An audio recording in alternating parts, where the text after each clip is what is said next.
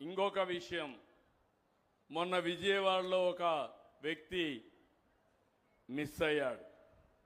అతను అరెస్ట్ చేశారు, మిస్ అయ్యాడు. అది కూడా మీరు చూసుంటారు. ఆ విషయంలో నా నోటీస్కి వస్తానే, సింగపూర్ నుంచి వస్తానే నేను సిట్టేసి ఎవరైనా సరే పోలీసులు కూడా చట్టపరంగా యాక్షన్ తీసుకోవాలని చెప్పి పెట్టాను. ఓసారి పోలీసులు కూడా చాలా టెన్షన్లు ఉంటాయి. రౌడీలు పోలీసులను ఛాలెంజ్ చేసి పోలీసులకు కూడా రోషం వస్తుంది. వాళ్ళు మనుషులే, వాళ్ళు కూడా రాత్రింబగుళ్ళు పనిచేస్తున్నారు. అలాంటి జరిగితే నేను ముందు ఒక సిట్టేసి యాక్షన్ తీసుకుంటాను కూడా పెట్టాను. కానీ మీరు చూస్తే ఆ ఇష్యూని కులముద్ర పెట్టాడు.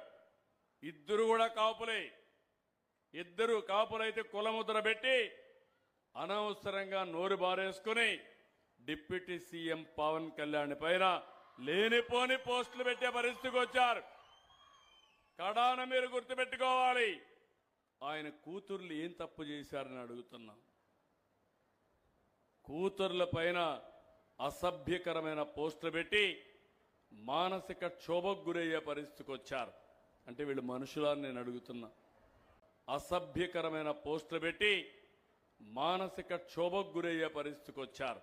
అంటే వీళ్ళు మనుషులని నేను అడుగుతున్నా. మీ మీద పెడితే మీకు బాధ ఉంటుంది. నేను నా జీవితంలో ఎప్పుడూ బాధపడలేదు. నా భార్యని అసెంబ్లీ సాక్షిగా దూషిస్తే నాలాంటి ఉక్కు మనిషి కూడా కొలాప్స్ అయ్యి, నేను కూడా ఓసారి మనిషి బాధపడి ఫస్ట్ టైం నా జీవితంలో 23 క్లేమోర్ మైన్స్తో నా మీద దాడి చేస్తే ప్రాణాలు పోయాయన్నా ఏడవలేదు. కానీ ఆ రోజు నేను కూడా కుంగిపోయాను, బాధపడ్డాను. ఇది మన కుటుంబం పైన ఉండే మన గౌరవం అవునా కాదా అని మిమ్మల్ని అడుగుతున్నా. ఈ విషయం మీరు గుర్తుపెట్టుకోవాలి. అలాంటిది ఆ ఆడబిడ్డలపైన, డిప్యూటీ సీఎం గారి కుమార్తెలపైన సోషల్ మీడియాలో పెట్టి ఈ సైకో పైశాచిక ఆనందాన్ని పొందుతున్నాడు. మాట్లాడితే రాజకీయ పార్టీ